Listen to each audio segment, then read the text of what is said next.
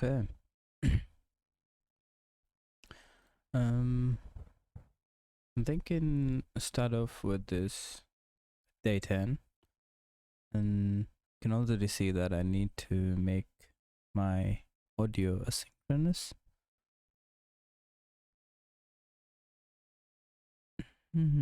Yeah. And need to do a bit of refactor.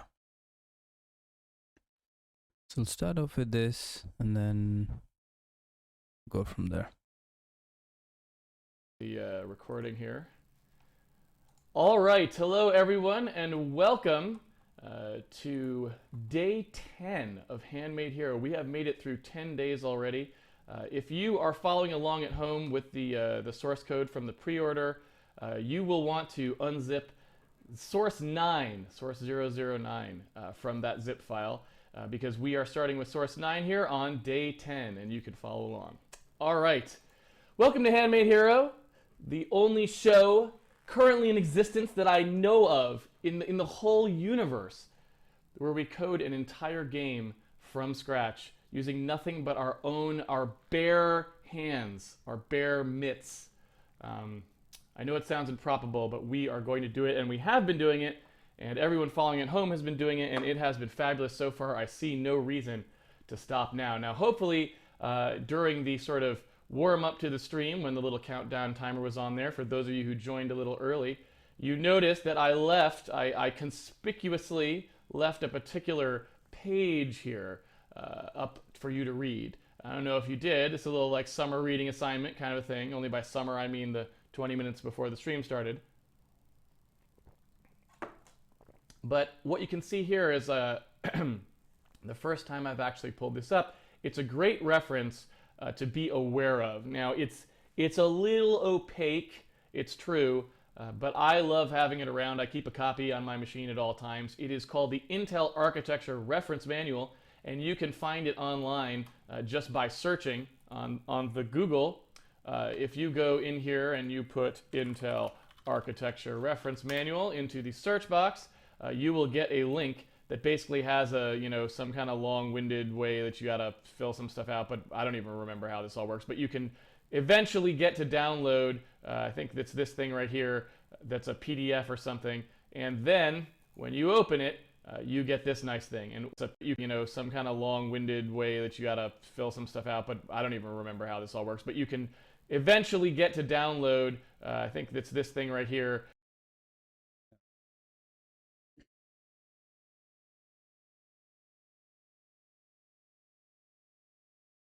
What is it again? Combine volume set.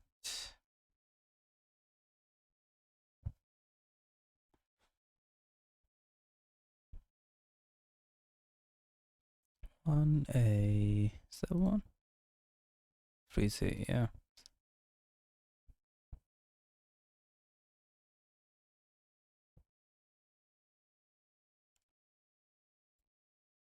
That's a PDF or something, and then when you open it, you get this nice thing. And what this is basically a manual that Intel puts out that really meticulously goes over all of the details of their processor.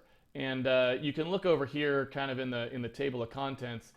Basically this volume 2 one is the one that we're mostly concerned about, but the volume 1 and volume 3 are actually interesting to look through as well. They've got all kinds of stuff about like how the virtual memory works and how the various virtualization features work and how systems programming works, all of this stuff. There's all kinds of good stuff in here that you can read to familiarize yourself with x86 and x64 processor technology and how it works.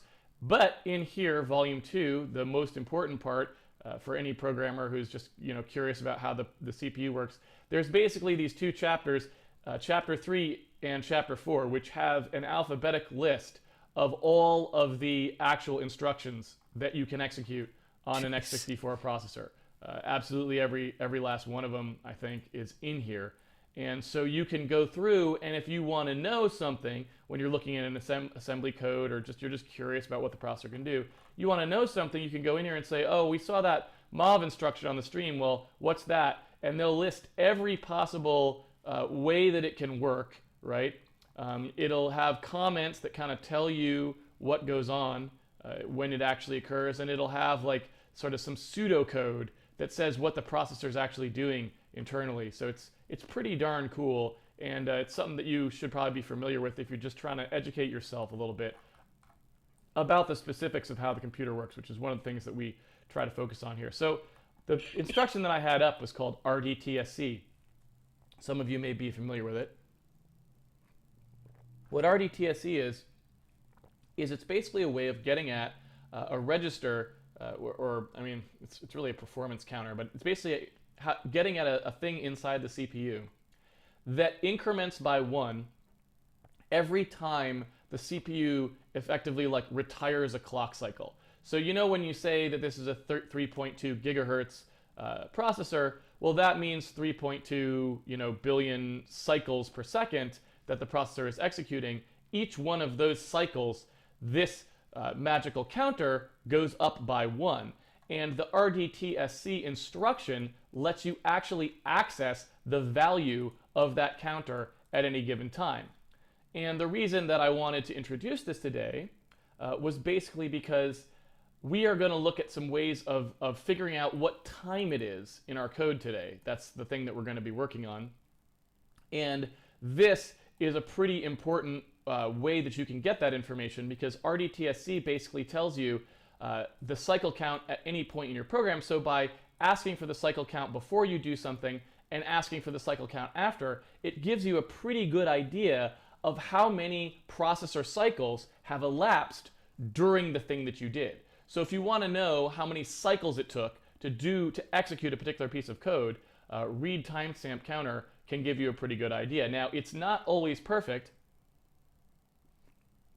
because there's a number of factors that come into play. The first factor is that not all operating systems save and restore the timestamp counter across task switches. So if your process is running and you're trying to time it, so you do an RDTSC at the beginning and RDTSC at the end, you're going to compare them, you won't necessarily know if the operating system woke up in the middle of that, swapped out your code, ran some other code, and then on the same processor, and then swapped in your code again for the ending RDTSC. So when you do those RDTSCs, you have to be aware that you're timing everything that the processor did in between those 2 points, not just the thing your code may have done. Now, this is, like I said, dependent on the operating system. Some operating systems actually try to save and restore the RDTSC, depending on how you access it. We'll kind of look at that a little bit later. There's basically like a query cycle. There's actually a call in Windows you can use. I think it's supported on Windows 7. Pretty sure. There's a call you can use in Windows that basically says, I want to know just for my thread, like just for this particular stream of execution, and that will prevent that particular problem from happening. But point being, things like that can happen. Other things that can happen is you don't actually necessarily know where those cycles are coming from. They don't mean instructions, they mean cycles. So depending on how warm the cache was, how much time it took to get memory, all these sorts of things, the RDTSC numbers are not going to be the same all the time. They're going to be widely varied. So you time a particular piece of code once, you're going to get one value. You time it again, even immediately thereafter, you're going to get different values because maybe things were in the cache that weren't before, all other sorts of things. So it's not foolproof. It's not a thing that magically tells you exactly what the performance of a piece of code is, but it is a thing that gets you some pretty raw statistics on exactly how many cycles elapsed between 2 points, and that is quite useful. So we will be showing how to use it. I just wanted to caveat it there at the beginning so that people wouldn't think it was too perfect. So that's the first thing we're going to talk about today in terms of timing. And we're also, well, I don't know if that's the first one. We're going to talk about 2 things today. The other one we're going to talk about is query performance counter. This is another way of figuring out what time it is, essentially. Again, this is all about clocking. Basically what this is a way of asking Windows and saying, hey, to the best of your knowledge, what is an actual wall clock time? So this is the processor cycle, and it's in terms of the processor's view of time.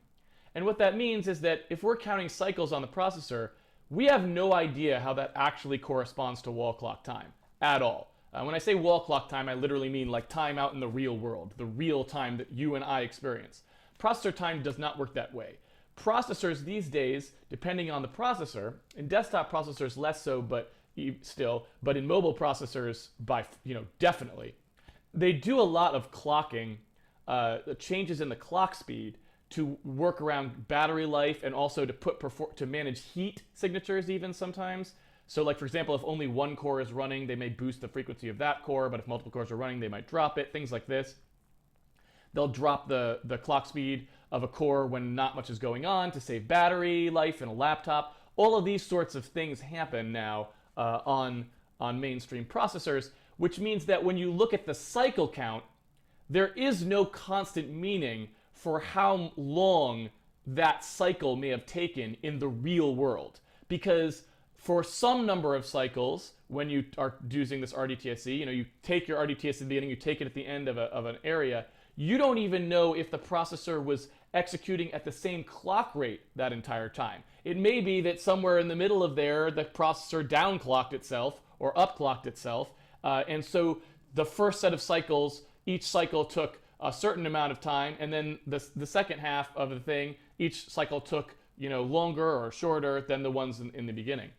So cycles really just tells you something about how much work the processor did in some sense, but it doesn't really tell you about the wall clock time. Query performance counter is the opposite of that.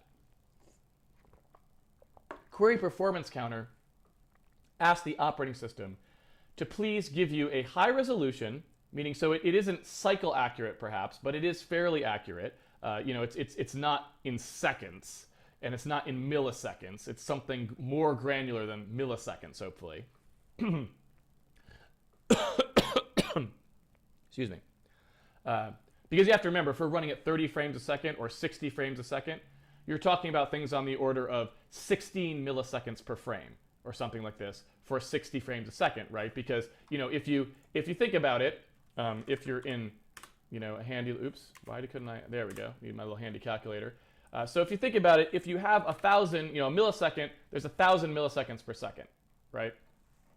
So if we're running at 60 frames a second, that's only going to be 16.66666666 repeating milliseconds that we have to do the work for any given frame. Each frame will be on the screen for, rounded up to 17, I suppose, somewhere between 16 to 17 milliseconds.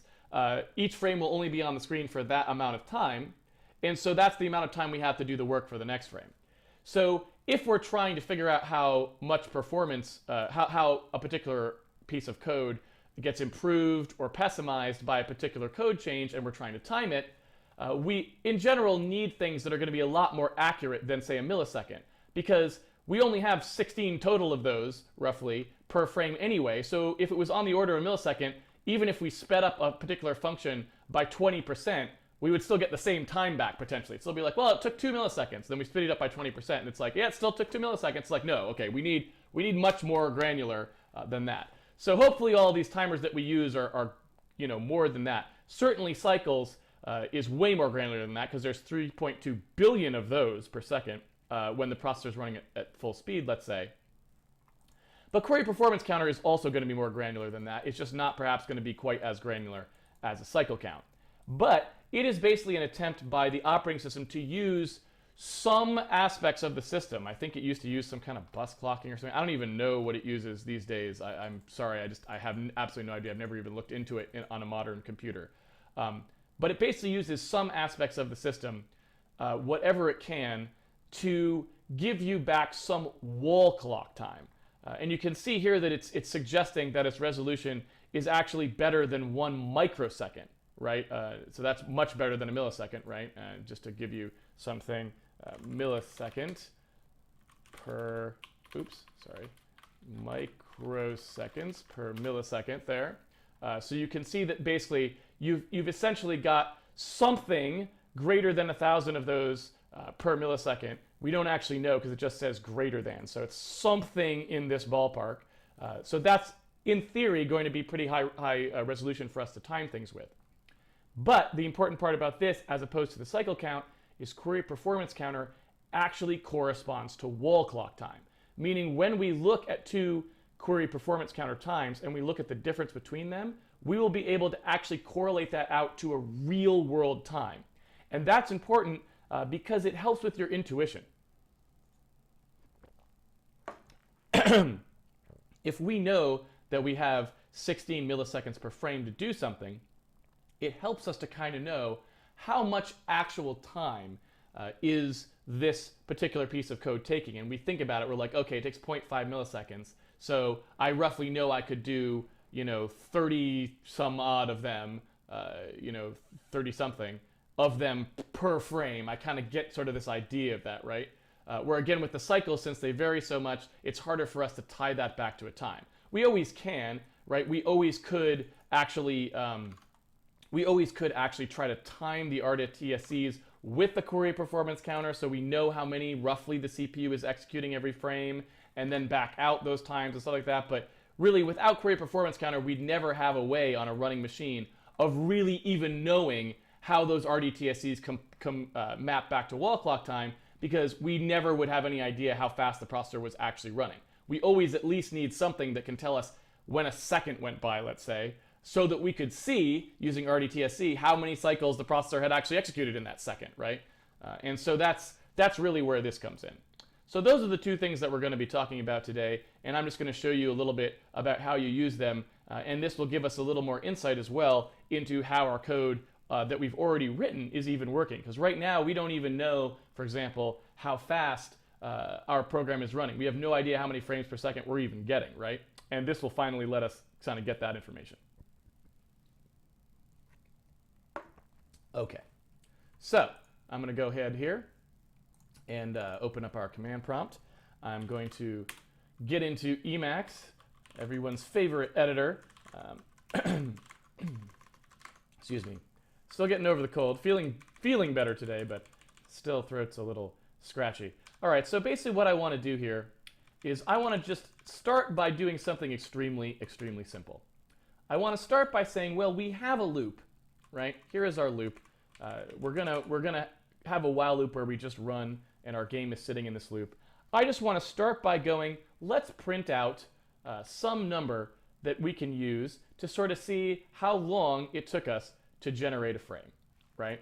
And in order to do that, I'm going to use this query performance counter thing because I want to know the actual wall clock time. I want to know how many actual seconds, and it's going to be fractional, it took to generate this. Or maybe we'll do how many milliseconds to make it a little easier to understand printout-wise, so it's not 0.00 whatever. Who knows? But when we get to our actual output debug string, we will actually, excuse me, print this out. Okay, so we have query performance counter. We're going to go ahead and get that. And we're going to call that. Now, the way that it works is it's another one of these Windows functions. You've seen them a lot here, where basically they take something to fill out. In this case, a large integer. So basically, we need a large integer, and we're going to call this begin counter. And we're going to take the address of that. And basically, we pass an address in, and it fills it out. Now, a large integer, I don't know where, I guess there's no way to quick jump to it. I was going to show you the structure of it here, so I'll just cut and paste it into the search box. I want to actually show you the layout. There it is. So basically, a large integer uses something called a union, which we really have not covered in this at all. It's a very simple concept. Basically, what a union is it's just a number of things that are overlaid on top of each other in memory. So it's basically telling you that you can access the same piece of memory in multiple ways. So when you say union in C or C++, you then list things, and each thing listed in the union occupies the same space in memory. So basically, this struct, and this long, which is long is Windows' way of saying uint64, basically, or int64, I should say, since it's not ulong. A 64-bit integer. Each one of these, right, is actually 64 bits, right? That's 32 bits, 32 bits. That's 32 bits, 32 bits, and this is 64 bits. Basically, this union is just 64 bits long, but you can access it using any of these methods. You can say .quadpart to access it as 64 bits. You can say .lowpart to access it as the low 32, or .highpart to access it as the high 32. You can also use .u.lowpart and .u.highpart. Now, why they wanted to do it this way, I don't know. This is called an anonymous structure, which means that these are directly accessible off of the thing. So basically, anonymous lets you access them directly. So I can just say dot low part, right, like that, just with one dot. That directly accesses this. That's why it's called anonymous. There is no actual, it's not actually in here as a separate member. This U right here means that there's basically a field called U inside here that is this, the type is this structure. So if I wanted to access it through that, I would do .u.lowPart, like that. Now I have no idea why they have both of these in there. It doesn't seem like you would need them. They're both, like I said, they're occupying the exact same memory. So it's basically just to allow you to do that or that. So I have to assume that that's just for backwards compatibility purposes. Like they made this one originally and then we're like, we should probably do it this way as well or something. I don't really know. But point being, you don't even have to worry about that. It's completely, it's some kind of weird anachronism, I would suspect. Since we are on a 64-bit architecture, we're just going to go straight for the quad part. The quad part is basically the part we want, so we're going to look at that. The quad part tells us basically whatever this value is, and we don't really know how to interpret this value. It's some 64-bit value that is a clock value that we know somehow corresponds to wall clock time. And now we know that begin counter.quad part is that timestamp, that value at the time that we start the loop. So as soon as we ask for this, we basically now have that start time is in begin counter quad part, right? So then what we're going to do is we're going to jump down. Well, actually, I guess we don't. We don't even need to do that. We're going to do it right here, basically, right? So we're also going to say last counter, right? And we're going to ask for that up here. Excuse me. I figured this was a better way to structure this. I'll tell you why in 1 second, why I felt like that was a good idea. So basically, what we're going to do is we're going to say, all right, at the beginning, we're going to snap whatever the value is. Then we're going to go through the loop, and every time through the loop when we get to the end, we're going to look at what this is, and we'll call this end counter, right? End counter will give us another timestamp, and that timestamp will be after we've done everything, essentially, right? And then we'll go back down through the loop, and we'll get to end counter, and we'll get it again. So all we're going to do is every time after we actually print out here, right, we're going to actually display the value here. We're just going to say that the last counter, whatever that is, equals the end counter, right? So we're going to actually store whatever the value was here back into last counter. That will let us essentially compute the difference every time. Whatever end counter dot quad part minus last counter dot quad part, right? If I do this, and I'm going to put this in an int64, and this was the difference, time difference, right? You could say this was the time elapsed, basically. Maybe I should say counter elapsed. Excuse me. If you look at this, man, it is going to be so good to do this stream. I'm not sick. I've done almost the entire Handmade Hero sick. And it's really annoying. All right. It interrupts me. Anyway, so basically all we're doing here is we're saying, well, we have this clock. We're going to look at the clock before we enter our loop, right? Right before we enter it, let's say. We're going to do everything in the loop. We're going to look at the clock again. So we've looked at the clock twice. And just like in the real world, we can now take those two times, the beginning and the end that we looked at the clock, subtract the times, and we will get how much time elapsed, right, by that clock. So then, in order to make sure that works again for the next frame, we will pretend that now that original clock we took, that's just the new clock value that we got back. So that the next time we get back down here, we'll be differencing it from itself. We'll be differencing it from the last time it passed this point. And the reason that I wanted to do that, instead of putting a begin counter at the top of the while loop and an end counter at the end, is because, well, technically that doesn't quite capture all the time, right? If the actual act of getting back to the top of this loop, maybe the process got switched out or something happened that took a lot more time than just doing one comp and a jump to get back to the top, we'd miss that time. So I want something that's guaranteed to never miss any time. So by always using a single stable place where we check the clock and differencing it from that every time, we know that we've never had anything escape our time window. Our time window is all inclusive. There's nothing that could have happened that isn't accounted for within our clock window. So once we do that, we have a counter elapsed value that basically tells us how much time has elapsed. Unfortunately, we still don't know how to interpret this clock value. So if we want to print out how many seconds something took, how many milliseconds something took, we don't know. What we'd like to do is we'd like to be able to translate this back to human readable wall clock time instead of machine readable clock time, which we don't even know what it is because we don't know how Windows is even arriving at these clock values.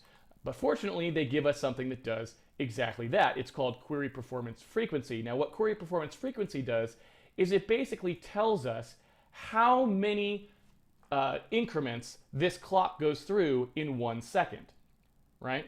So basically, if we just ask for this up here, right, if we say, hey, query performance frequency. Now, the question, I think, I'm going to double check this.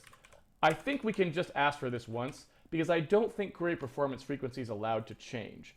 But let me see if they actually say that for certain somewhere. Let's take a look. Yes. The frequency of the performance counter is fixed at system boot time as it is consistent across all processors. Therefore, the frequency need only be queried upon application initialization and the result can be cached. So at least according to the documentation, which granted is sometimes wrong, we only actually have to ask once. So we can just say the performance frequency, Excuse me. or maybe I'll say the perf counter frequency, right, is going to be something we can just ask for. We then know how many of them happen per second, right? And we are good to go. So there we go. We now have that value, and we can use it. So if we actually go ahead and get that, right? Excuse me. I'm going to put this up here in the area. If we do that, we can then come down here and say, well, we have a counter value that elapsed.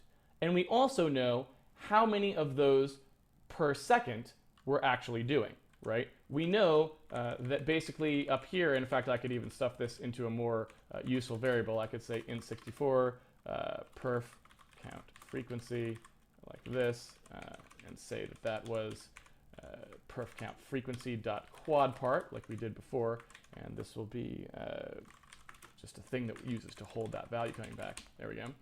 So now we have the perf count frequency. We know that is how many counts per second that thing is doing. So in here, when we have the counter elapsed, we can actually say, well, however many frequency, Missed it. just a thing that uses to hold that value coming back. There we go. So now we have the perf count frequency. We know that is how many counts per second that thing is doing. So in here, when we have the counter elapsed, we can actually say, well, however many elapsed, right, divided by how many per second there were, that's how many, that's how many seconds actually elapsed. I just spilled my coffee, ladies and gentlemen. It was bound to happen eventually. Of course, thankfully, it kind of landed on my mitten, so it did not actually spill anywhere, but it almost did, and it almost wasted valuable coffee, which is really a crime. So doing this divide, saying the counter counts that we saw divided by the frequency of that counter gives us the seconds. And of course, one thing I should mention for the benefit of those of you who are maybe not math stars, I know I am certainly not a math star, so I just want to point this out for people who don't think about things this way to maybe get you thinking about things in this way and doing a little more reading in this area perhaps. One thing I wanted to point out is dimensional analysis is particularly useful when you're doing these sorts of things, you know, in your head when you're writing this sort of code, just something to think about. If you have something like a counter and you say, well, I have a counter value and I know it came back, it was like X number of counts, right? Which is what we have. Like we got this back and we know that this is the number of counts that transpired, the number of like clocks that transpired, right? Number of counts, number of counter increments. And then we also know that this performance frequency thing, when we read the documentation, right, it says counts per second, right? So we also have a value that is counts, right, per second. So if you have two values, one that is counts and one that is counts per second, and you want to know how many seconds something took, which is this, right? But you have a value that's how many counts it took. The question becomes, how do you get that value, right?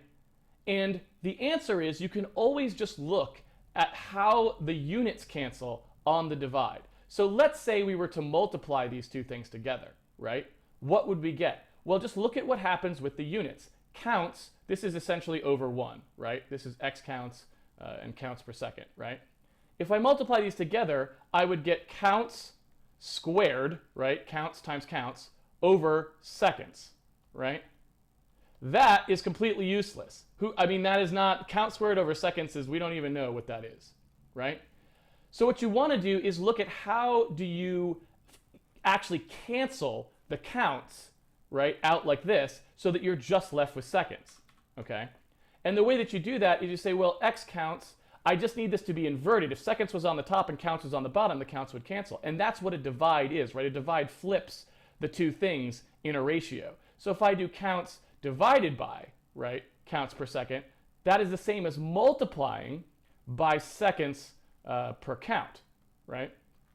So the counts cancel and we're just left with x seconds, which is what I wanted.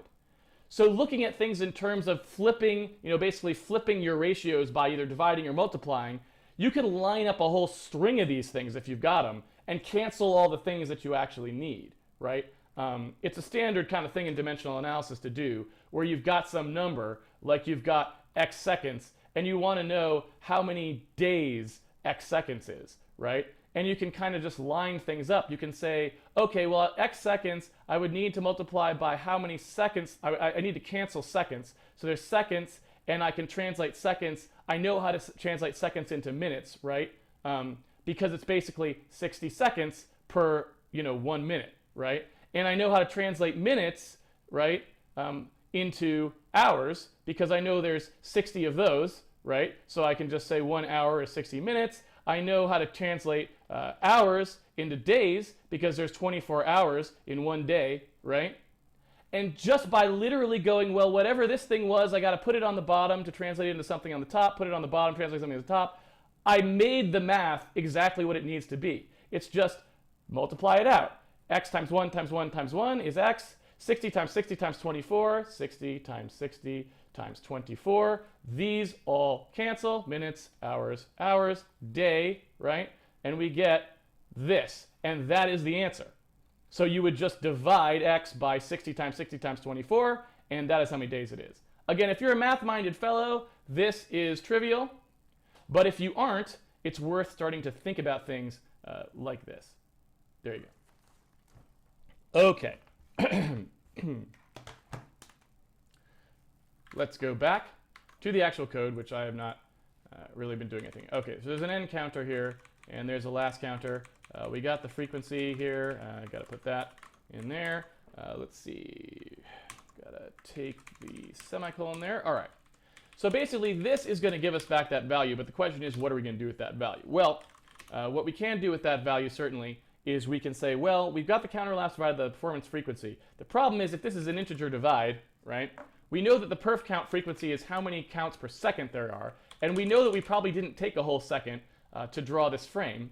So this is just going to come out to 0. The integer divide, there's no fractional part, so something that's a large number divided by something that's a smaller number is just going to give us 0. So seconds is not particularly useful. So what we might want to do is say, well, if we multiplied this by 1,000, right, first, that would actually give us milliseconds now. So if we multiply this by 1,000, then we've got some room to do our divide. That would give us how many milliseconds it took to do this frame, right? So this is milliseconds per frame, right? That is the actual value. So now we actually know how many milliseconds per frame we're actually taking, and we can just take a look at how many that actually was. Now, of course, it's going to vary per frame because, like the first frame, we may do a lot of extra work. In the first frame, we may have a lot of Windows messages that come in that are like about initializing the window or something, right? So the first time we do it, we're not necessarily going to know. So we want to actually look possibly at later frames. Okay. So basically what we want to do is print this value out. Obviously, we have output debug string, which we can use, but we don't actually know, we've never actually seen how to print out a value. Well, we're going to look at that in a little more detail when we do the platform independent code. We're going to look at how to do our own output of values. So what we're going to do first is we're going to use Windows's code, much like we used Windows's sign function to just test our stuff. We're Um, wonder how you do that. Query performance counter.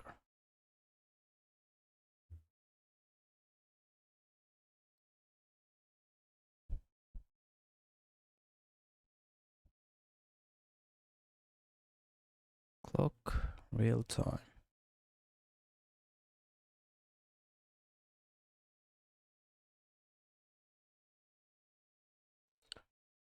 Standard.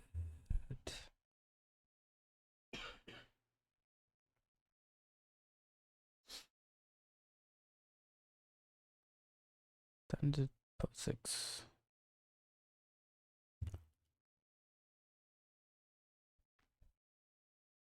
Hey, live on the floor. How you doing?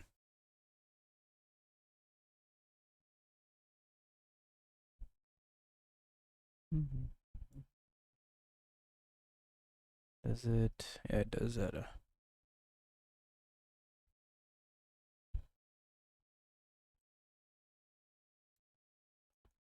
System times back. What is that?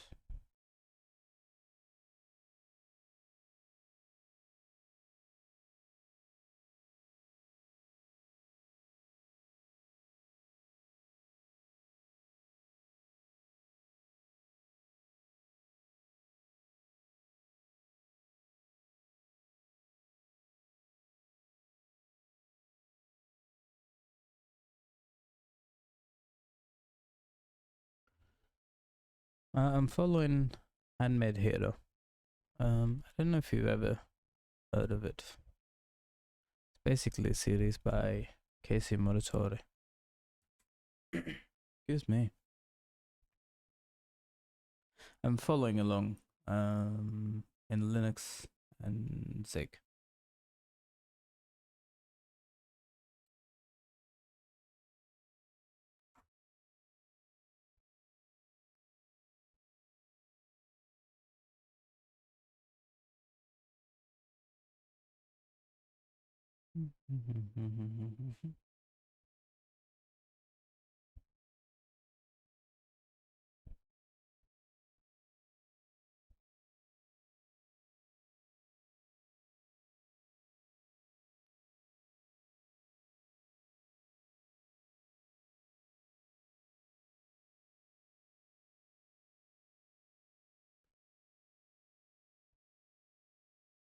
System dot clock get time.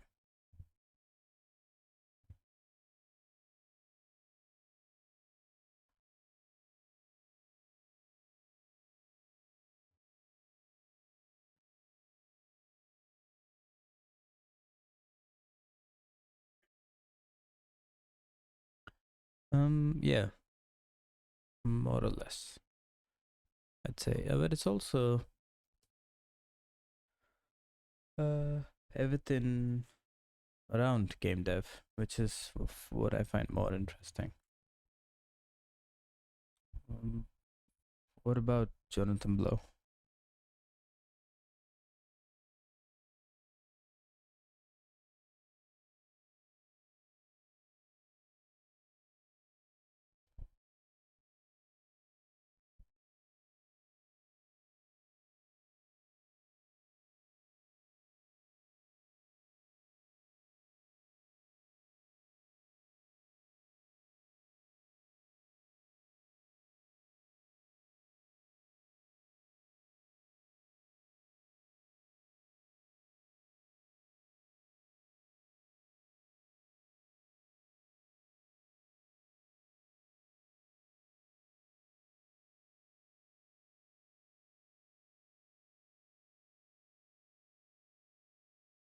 What are the resolutions for time.timer?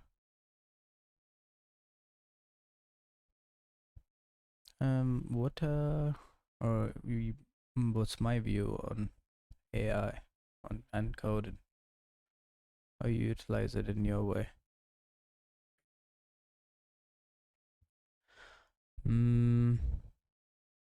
I mean, it's it's really good, right? No, I live in Thailand.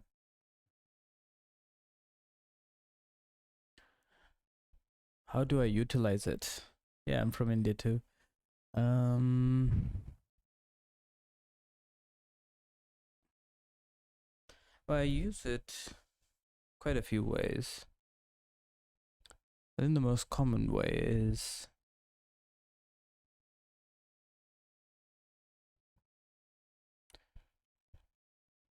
well, I don't know. There's quite a few. Um, okay, the first way is to understand something that I don't know.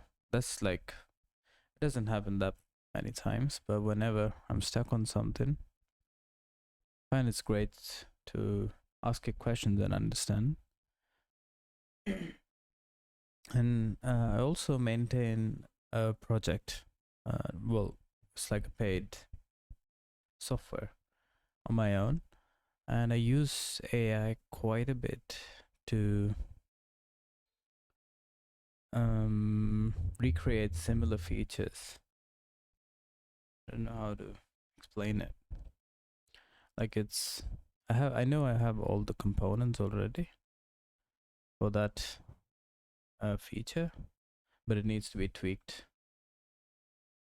a little bit. So I do use it quite a lot for my own work, and at work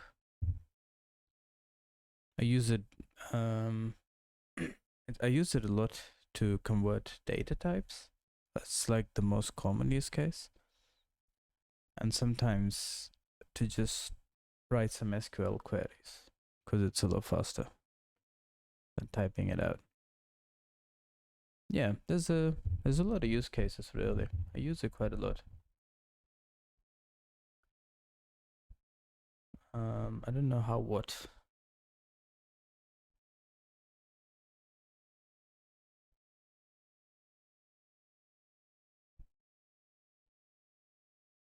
Well, we can look at the one I'm doing now. Let's say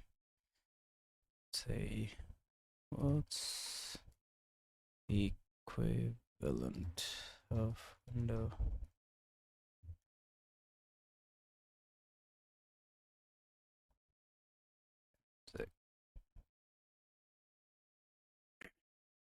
If I don't understand something sometimes, like a piece of code, um, I'll ask it as well. I mean, I don't know. It's hard to explain. It's quite a few use cases. Standard time.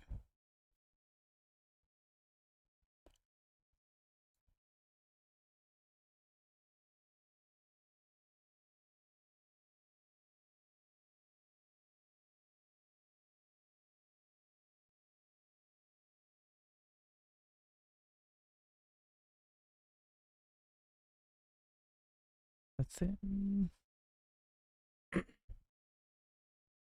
Okay, yeah. Oh, 6 o'clock get time.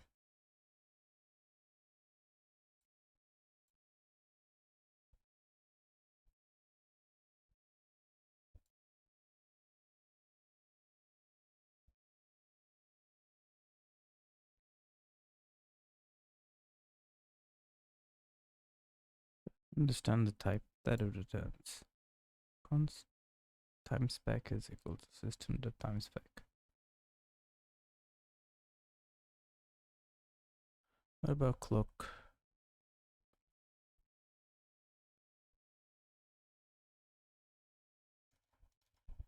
frequency?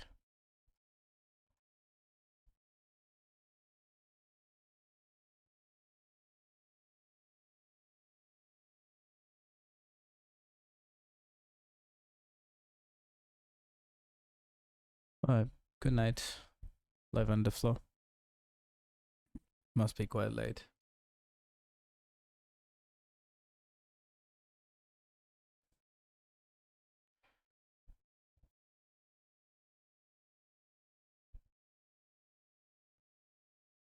The timer structure internally uses. Okay.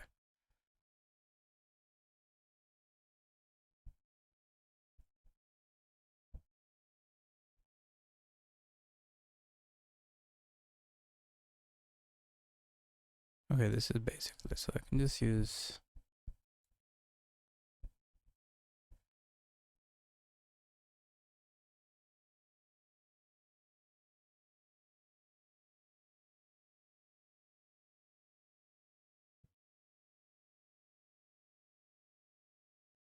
okay, I can use either one of those.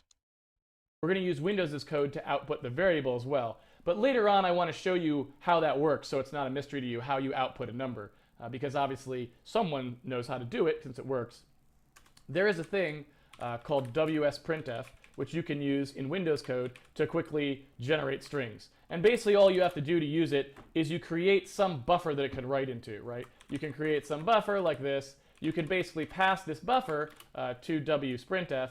You can then give it some thing that you want to print out and give it the value that you want, and it will do it. Now, the way that it does this is a little wonky, and it's just the way C's standard library originally did it, so it's the way Windows does it now. Basically, what happens is it takes a format string, so it can actually be something like milliseconds per frame, colon. That's going to actually appear in the buffer. It's going to copy those characters to our buffer, right, that we've made here. That's 256 bytes long. It's going to put those in there, but then it's also, excuse me, it's also going to go ahead and look inside the string. It's going to process this string as it goes and look for anything with a percent in it. If it sees a percent, it will use the next thing that comes after it to determine what to print out, okay? And then the parameters that come after it, right, after the comma, it will then use to fill in whatever the percent told it was coming. So if I say something, I want to have, I've got like a thing here that once this is, we don't actually need 64 bits to store this, so we can actually do something like 32, and I'll tell you why in a second why I do that. %d, for example, is the code that says, hey, this is a 32-bit integer, basically. That's what that does. So this says, well, I'm going to pass a 32-bit integer. Please replace the %d in the string with the 32-bit integer that I point you, right? And we can actually put a little ms after that for milliseconds, let's say. So in here, we can now just pass buffer, and that will actually do the printout for us. Now, there's a bunch of other things I want to talk about here, but I'm just going to see if we got this working first. Oh, I got to actually launch the debugger, of course, before we do anything else. So let's go ahead and do that. Here we go. So I'll close the app. We can kind of see what happened here, right? And much like I said, it's not particularly predictable if you look through here. The first frame was long, like I said it was going to be, not surprising. Then each particular frame you look at took us something on the order of 6 milliseconds, which occasional spikes up to 10 milliseconds. Now, normally those spikes, you know, is that typical on this type of machine? I don't think it probably is, but you have to remember we are on this machine, all of our timings are highly suspect because we have this fine fellow, the open broadcasting software that is allowing me to talk to you on Twitch. You have to remember that it is doing a bunch of work to capture and compress this frame and everything. And even though this machine has an ungodly number of processors, I think I showed this in the intro to C stream, it just has an ungodly number of cores. It's 2-processor machine, each one has 6 cores or something like this, or 4 cores and 2 hyperthreads per core. I don't even know. I think it's 4 cores, 2 hyperthreads per core, 2 processors, something like this. I don't even know. We'll have to look it up at some point when we start talking about when we start talking about optimization in terms of processors, we'll start getting into stuff like what a hyperthread is and why you care. But for right now, just to say, there's tons of horsepower in this machine. It shouldn't be a problem. But the point is that is not necessarily the case when multiple people are contending for the same resources. Since we are blitting to the screen, we are copying our image up to the screen, and our runtime includes that effort, that ability to display things on the screen. OBS is trying to capture the screen from Windows. We may run into circumstances, for all I know, where there's like a lockup where we have to wait for it to do something and all. I don't know. I've never done any profiling of code that runs on a machine where video capture is running concurrently. But suffice to say, as we're doing the stream and doing timings, before we start doing any serious performance work, I will probably try to do some kind of outboard capture to get that out of the equation, because all of the timings that I take on this machine are going to be highly suspect until we get OBS out of there so that we know we're doing direct throughing, basically. But point being, what's interesting about this, and what I hope is pretty interesting to you just from looking at this, is this 6 milliseconds here. You remember 16 milliseconds, and I can print out this value as well. I don't particularly love frames per second as a value that's useful, but it helps because people quote it in the news all the time and that sort of stuff. But we can certainly put out that number, how many frames per second there are. So frames per second, right, is going to be the milliseconds per frame computation. Basically, it's going to be the same as that FPS here, right? Well, you know what? You should be able to do this now. You should not need me to do this because I told you how to do dimensional analysis. So let's see. I'm gonna do this real slow so that hopefully those of you at home who are going ahead will get it. I want you to get it before I do. Okay? We have milliseconds per frame, and we need frame. It's milliseconds divided by milliseconds per frame. So what did I say about dimensional analysis? I said that we want to look at what's on top and bottom of the ratios. So our target, right, is frames per second, okay? And what do we now have? Okay, it's per second.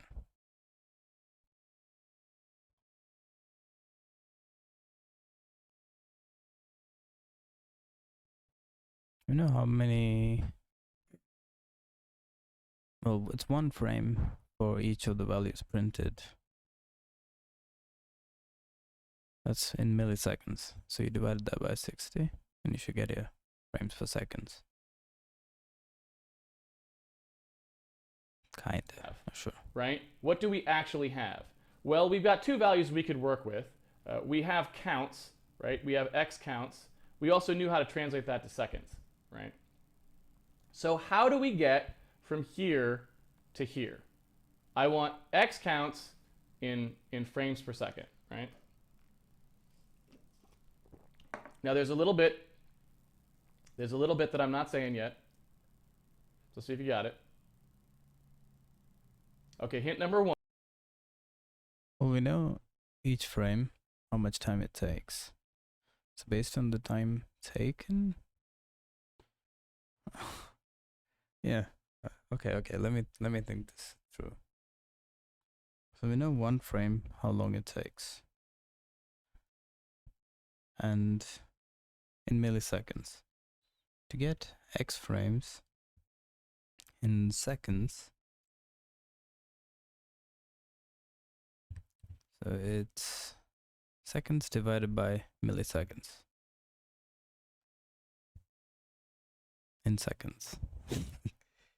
Yeah. I usually do it like, so one frame, let's say x seconds, x frames, 1 second, and you just do that.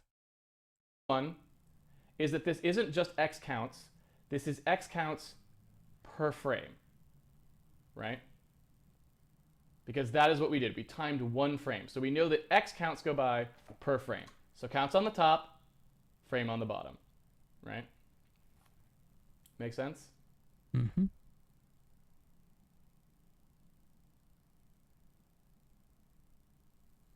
Does everyone have it yet? Yeah. I don't know if everyone has it.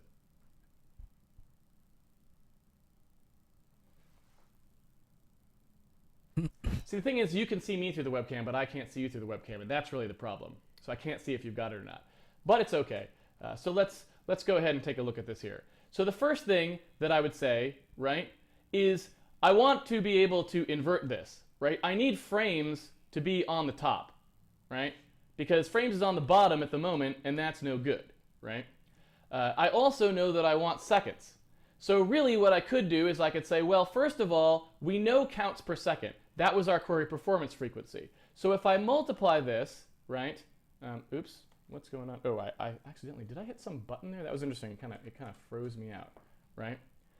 So what I want to do is I want to multiply this by something that's got like counts on the bottom, right, and seconds on the top, like this. How many seconds per count, right? And we know that that is basically the inverse of our performance thing. That would give me, because our performance frequency was counts, right? Counts per second. So the inverse of that, which is obviously, and I guess the one thing that I didn't say in that thing was, which is again mathy, so I suppose I should have said it, is that if I have some ratio, 1 over that ratio, like if I do 1 over counts per second, that gives me seconds per count, right? So I can always invert a ratio. I can flip it around by doing 1 divided by the value gives me the inverse of that value, flips the 2, right? So basically the most straightforward way to do this, right, is to say, all right, the first thing I want to do is I want to flip this around, okay? So I'm going to do 1 over this value. I'm going to take 1 divided by our counts per frame, right? And if I do that, then that will give me, I can't figure out how to actually erase this. I'm trying to, but I can't do it, right? Okay, there we go. So if I take 1 over this value, that'll flip it around, and that will give me 1 frame per x counts, right? Then I multiply that by how many counts, right, per second there are, which we know this is our frequency, counts per second. This was the performance frequency, right? And so I cross out my counts, and I'm just left with frames per second, which is what I wanted. So we need to do 1 over our counter, right? We need to do 1 over our counter, that's this step. And then we need to multiply by the frequency, and that should give us our frames per second. Does that make sense? Hopefully that makes some sense. I don't know if it does, but if it does, there you go. So if we have 1 over the counter times the frequency, well, we can just multiply that out. That's just the frequency divided by the counter, right? Now, if you think about that, that makes some pretty good sense. That's basically saying we have, we have our frequency counts per second, our f counts per second, right, over our counts, right? And that just drops out the count values, which is sort of what we wanted. And seconds, of course, moves to the bottom because it's on the bottom. All right. Okay, so basically, dimensional analysis, play around with it. I realize it's hard if you've only seen it for the first time. That's probably not the best explanation anyone's ever given in the world. I can tell you that right now. Like I said, I'm not the math guy. So maybe take a look. That's pretty good though. Yeah, it makes sense. Excuse me, online for something like that, or maybe we can find some links to it. But basically, that's all we're trying to do here. So for frames per second, we basically just need to do our seconds per frame. I'm sorry, our what's our performance frequency? There it is. Our counts per second, basically, right? Divided by how many counts we actually had. Oh, there we go. Counter elapsed, right? Like that. And that should give it to us. I'm not sure. Again, like talking on the stream kind of makes. There we go. Okay. And then we close it. And then you can sort of see now this number translated into something that's more like what you would see reported in the press. So 6 milliseconds per frame is 143 frames per second, right? And we can sort of double verify that because if we've already computed the milliseconds that it took, we know there's 1,000 milliseconds in 1 second. So dividing by 6, there's that 166 value. Of course, this is going to be more accurate than that because it's actually a decimal here, 6 point something, something, something. And then there's the 7, which is a little bit lower value. So that is 1,000 divided by 7, and that's up in the 142, which is right accurate. So that was probably almost exactly 7. So that's basically, I mean, that's really all there is to it. This is how you get a counter. There's pretty much, I mean, yeah, I think I've said just about everything there is. Dimensional analysis can come in to help you a little bit if you start getting confused about how to compute a particular thing. You want to look at those units, try to let the units help you, and that's the way. Well, let's try and do it.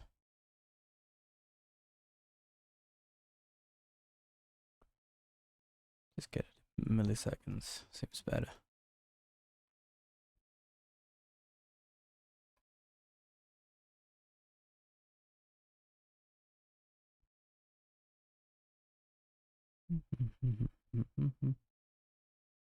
I have to like stop my music. I mean, I'll leave it on audio because it's not asynchronous yet.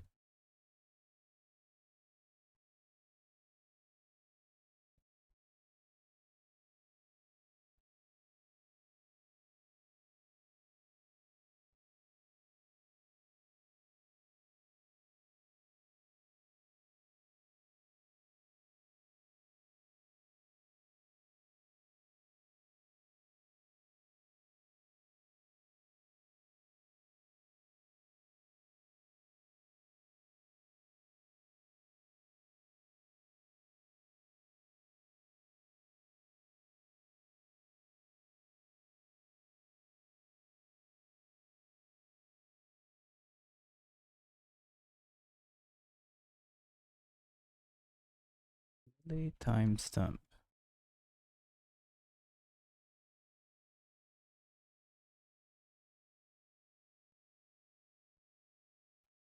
Yep. Mm.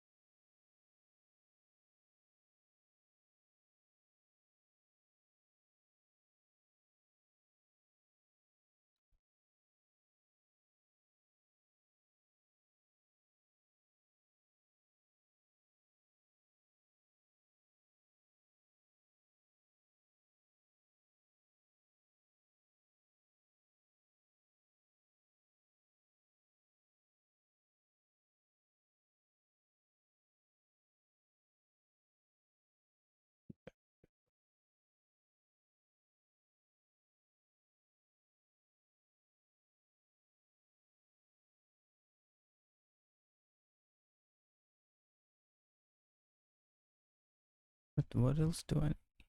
Okay, I need FPS. Let's also make this insensitive.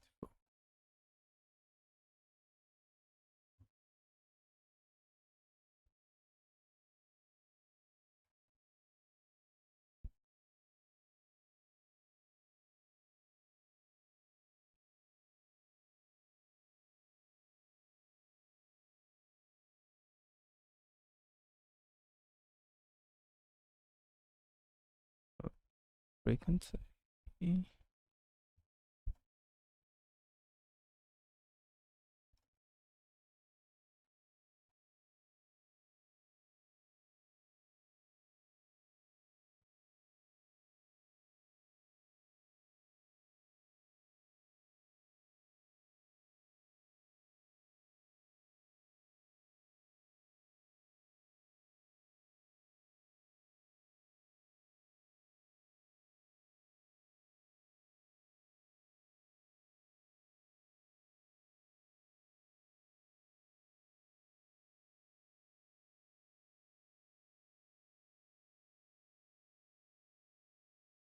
PSP. This is milliseconds. Is 10 to the power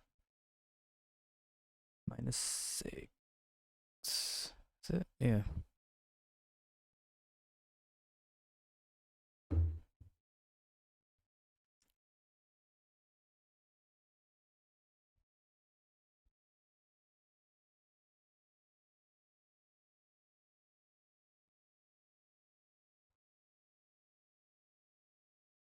I do have FPS.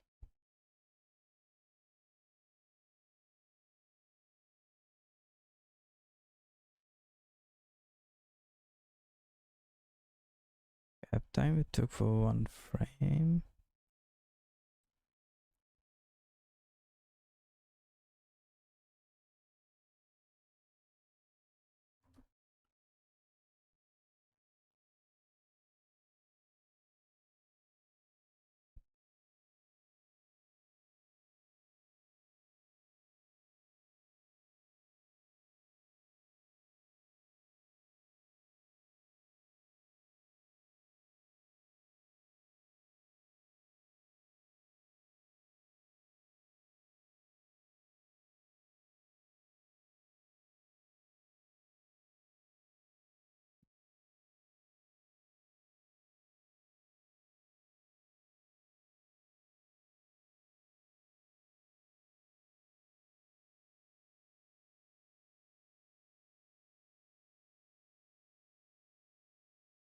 And FPS should be.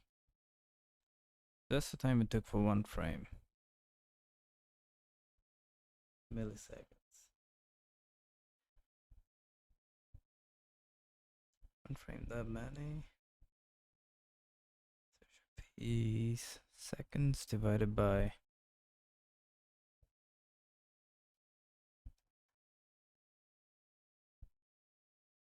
Is that time dot second? No.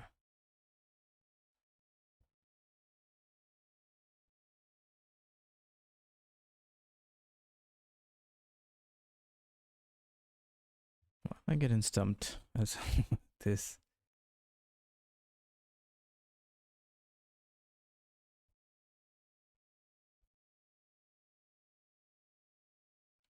Okay, I do have.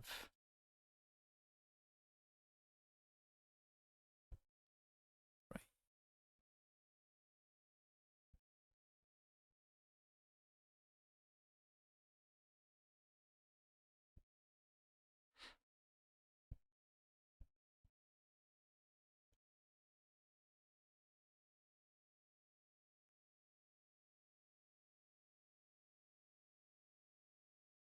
So it should be.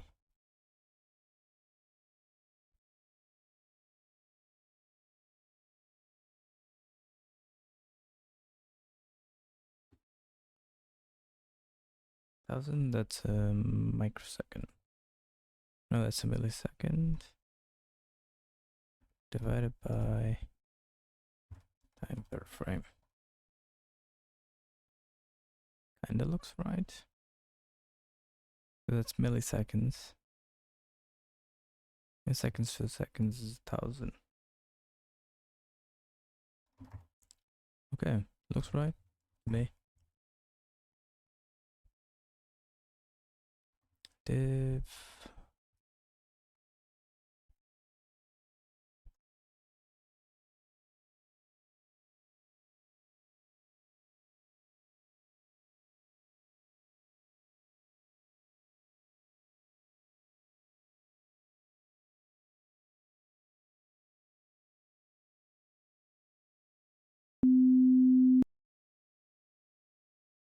Okay, that looks quite wrong.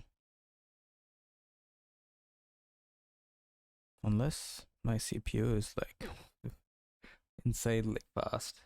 Why do some of them take so long?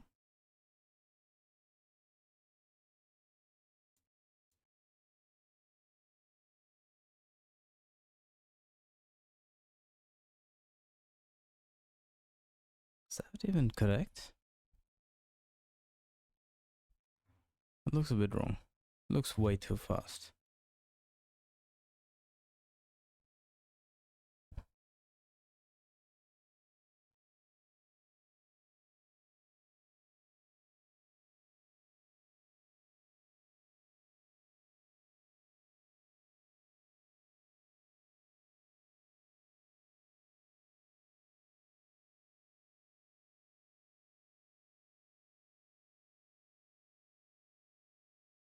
Let me check start time. That milli timestamp. It's also the same. Okay. What I would like to see is first one.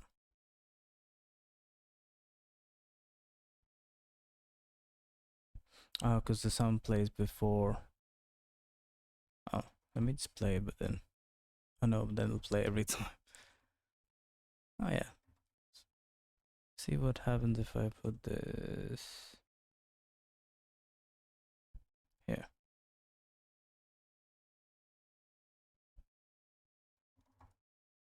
So each frame should now take 2 seconds.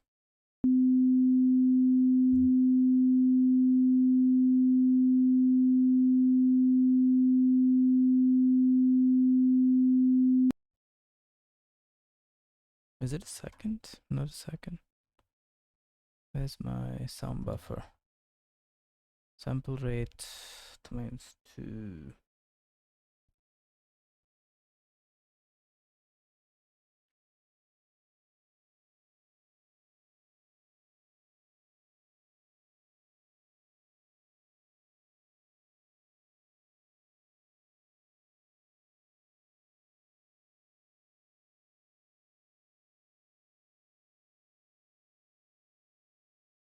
Yeah, because, okay, it is 1 second.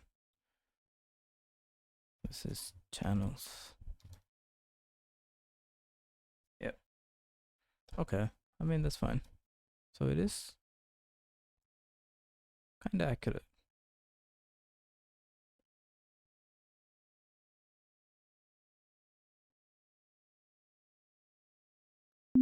Hang on, I'm gonna stop the sound for now.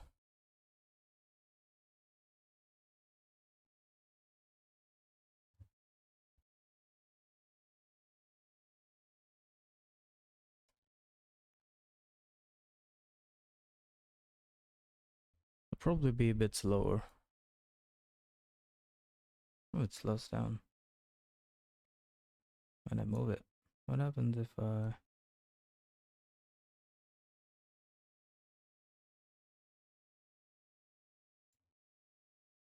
It just completely stops.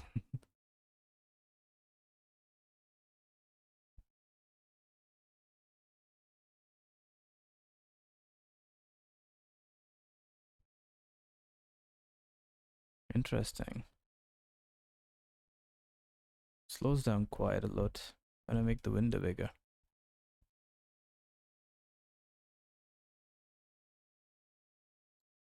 This is some random stuff that I printed. You can ignore what you see. So if it was full screen, ooh, that is really slow.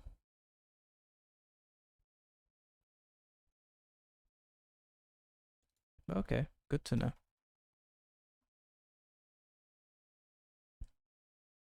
Where that goes. Now this sort of thing is highly problematic. There's a number of reasons why this sort of thing is highly problematic. The printout I'm talking about here. There's so many ways that this sort of style of printout can go wrong. The first one is you can pass a buffer that's too small. There's ways of getting around that. Basically, if you go look up in MSDN here, obviously WSPrintf is documented here.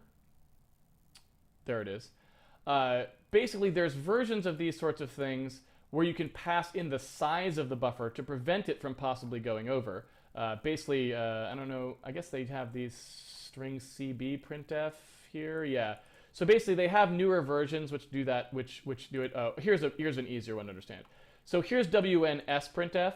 WNSPrintf is the same as WSPrintf, but instead of just taking a pointer to a buffer, it takes how long the buffer is as well, right? So instead, you could also point here, you could say size of buffer, like that, and now you know that if you pass in a buffer that's too small, you won't overwrite memory, basically. Because you have to remember, basically, all it sees, all the original one sees, let's go ahead and, what, WNSPrintf, there, right.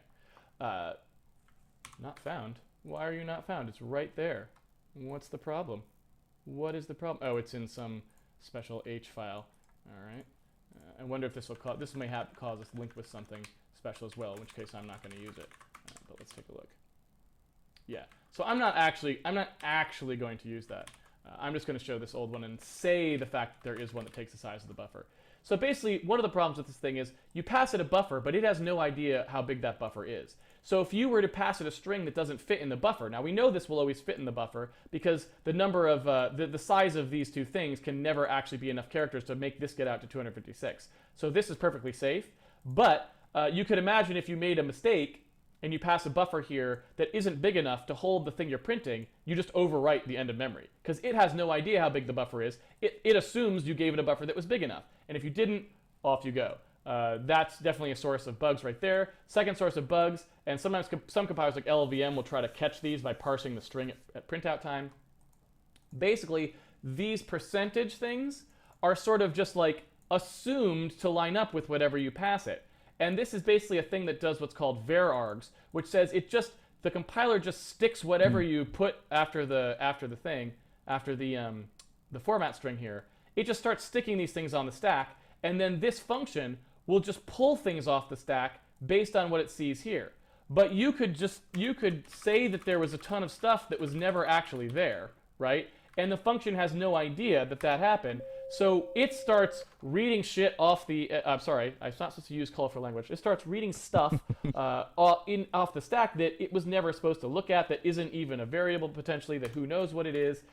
It can do all sorts of things like that. If I told it that a pointer was coming, %s says that there's going to be a pointer to a string, but I didn't ever pass a pointer to the string, then you get into a thing where you'll do an access violation when it goes to try and read that. So it's fraught with peril. It's definitely fraught with peril. So typically, I don't use this sort of code in anything I'm going to ship. Like, this is not code that I like to see hanging around in like something I'm sending to an end user. I like to write my own versions of these things and know that there's some degree of accuracy to them if possible, and so on. But basically, if there is debug code or profiling code like this that we know is only going to ever really be run on our machines when we're developing it, then you can go to town, because a bug in there doesn't cost you anything. It's like, yeah, you crashed on your machine, or yeah, you had some security exploit on your profiled version. That's not that big of a deal. But if you're going to ship this to an end user, this sort of stuff becomes dicey. It doesn't mean you can't do it. It just means that when you do it, you got to know, you really got to understand what you're doing. You can't just throw it in there and be like, I saw it on Handmade Hero and I just typed it. It's like, no, this can go wrong real quick. So you want to leave this kind of thing basically as debug code for the most part unless you really know what's going on. All right, so the next thing we're going to do is basically all we're going to do is augment that with that RDTSC thing that I talked about, right? So we're basically going to say, all right, when we do this query performance counter, I'm also going to go ahead and snap the RDTSC value. Now, thankfully, we can actually do that right from the compiler. There's usually an intrinsic for it, which I wanted to show you the documentation for, but I don't see. It's usually like underscore RDTSC or something like this that I don't see right now. Why am I not seeing it? Underscore RDTSC. What's going on here, people? There should be an RDTSC. On LLVM, it's that. That's what I used most recently, but let's see. So there it is. Yeah, why didn't it find that? Underscore RDTSC. Oh, I'm so sorry. I forgot that second underscore makes all the difference there. Okay, so it looks like that's all there is to it. Yeah, you just get, yeah. All right, so it generates the RDTSC instruction, which returns a processor timestamp. That's exactly what we wanted. We just want to call that function of the processor and get that value back. So basically, we're going to insert another thing here. We're going to say that there's an int64, which is the last timestamp counter from the processor, right? Or we can also say last cycle count, right? And basically, that will just be equal to whatever RDTSC was. And that just full on should output that instruction. Later, when we get down here, we're going to do exactly the same thing as we did before. So now we go to end cycle count, and we get it again. Then when we do our thing, and you know what, I'm going to do that since this is cheaper, RDTSC is cheaper than query performance counter, I'm going to do that one first, because that's going to be the more accurate time there, I guess. Well, it doesn't actually matter, because we're doing round trips time, so it doesn't matter. You can put them in either order, because it's going to have to then go through this to do the rest of it as well. But point being, so then we're going to actually do here as well, we're going to do cycles elapsed, right? And we do exactly the same thing we did before. We do the end cycle count minus the last cycle count. That gives us that. And we do last cycle count minus, equals end cycle count to set it so that next time through the loop, we'll be using the most recent clock value.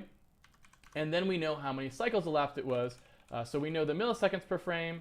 And we also now know, and we can actually get rid of this because we actually said milliseconds per frame and frames per second, right? We're actually pointing out those values.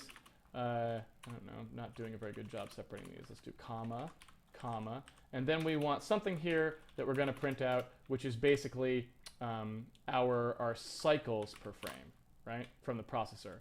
And so the cycles elapsed is going to be a lot, right? So maybe what we'd rather do is say like megacycles, right? So maybe we'd rather do something like megahertz, right, like this. So we're going to say basically this is how many megacycles per frame we're actually taking, because otherwise, oops, sorry, let's divide there. So we're actually going to divide that out so that we're not actually looking at such a huge such a huge value. So we're going to say this is megacycles per frame, and we're going to grab this value out here like that. And then we are going to say that this is also casted down to int32. And the reason I'm casting these down to int32s is because %d is kind of a uniform way to print things out, whereas printing out a 64-bit integer using a printf style thing is only very recent. So %d actually always works on every C that you'll ever have, whereas printing out 64-bit can be a little bit dicey depending on the circumstances. So I'm trying to convert these to 32-bit values before I print them out. So hopefully that'll give us what we wanted. We can then go ahead and run this and see if that makes any sense. We'll stop it. And we can basically see here that, in a given frame, we took 6 milliseconds and we executed somewhere around 20 million instructions to do that frame in the 6 milliseconds. Wild. So let's see if that holds water. Basically what we're saying there, again, if we take a look at the divisor, we're basically saying, okay, if we had 152 frames per second, right?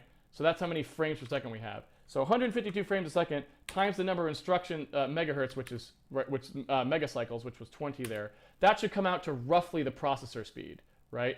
And it sort of does, basically. And we don't know what this value's fractional is because we're not printing it out, right?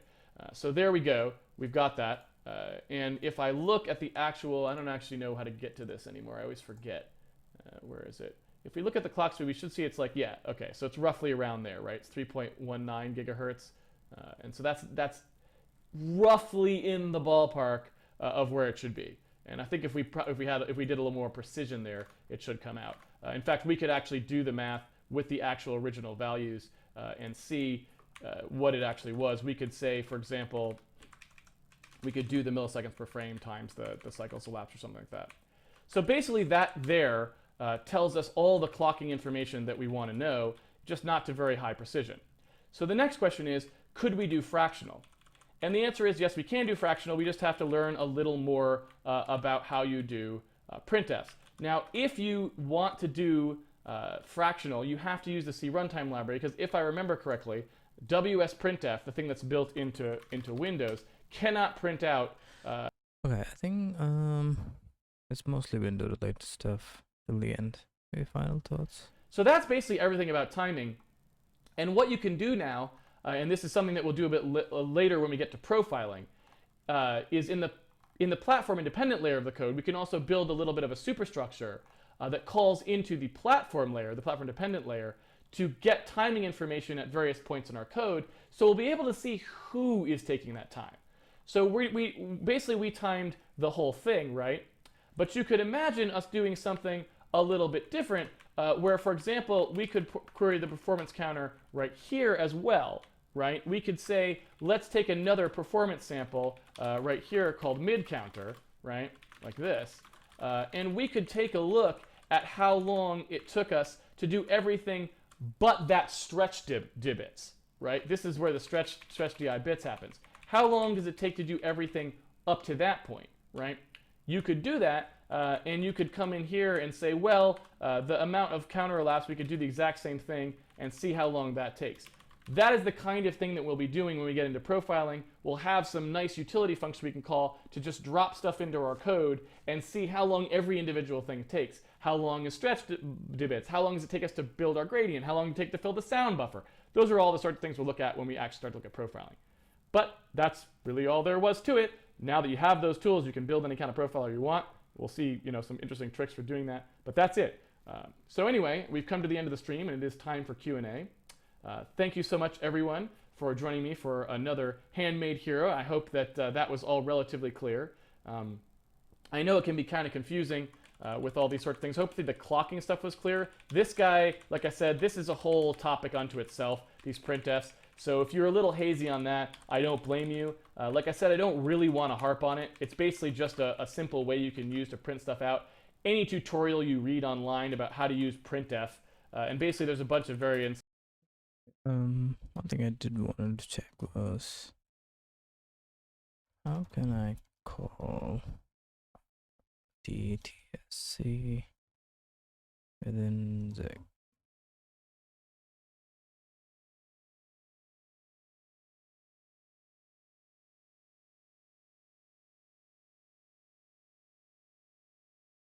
Okay, I gotta inline some assembly.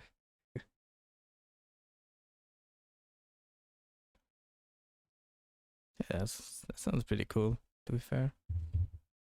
Never written assembly. Okay, I think I'll add it to do. The to-do list is growing quite high.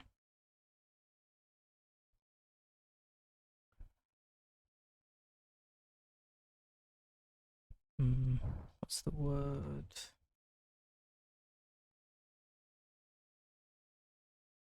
Can I link it to PDF? Never mind. Yeah, I want to try if I can read this and create the method. We'll see.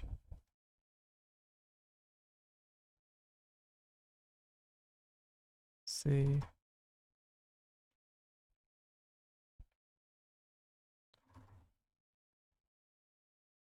To get cycles.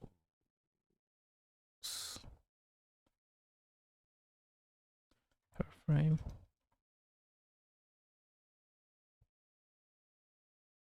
Okay, so the biggest to do is, where's my sync? Yeah. So it's making, so this one's using a simple synchronous API to play sound. But this is not, I can't use this because I can't block, what's the word? Yeah, the main loop every time I need to play audio. So yeah, so the first thing to do tomorrow is to change this to a sync. And plus this one sounds quite a lot of fun. Leave it to do list here. 26.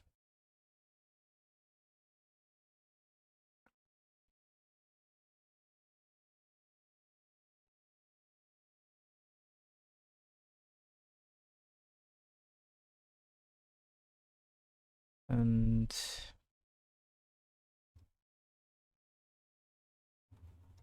move sound buffer.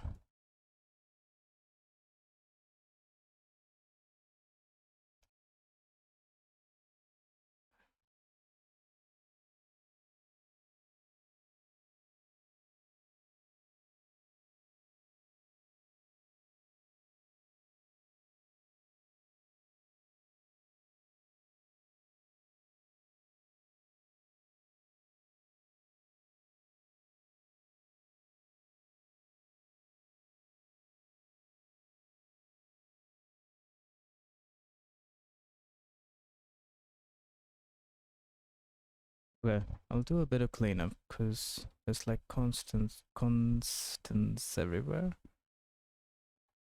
And there's a lot of to-do comments. So I'll do that tomorrow before I move to day 10. What is day 10? Basics of platform API design. Sounds interesting too. Alright, that's for tomorrow. Anyway, thank you for hanging out. It's a bit of a short one. I wasn't gonna stream today. I was like, what the hell? Okay, I think that's it for today. I hope you have a good one. I shall see you back here tomorrow.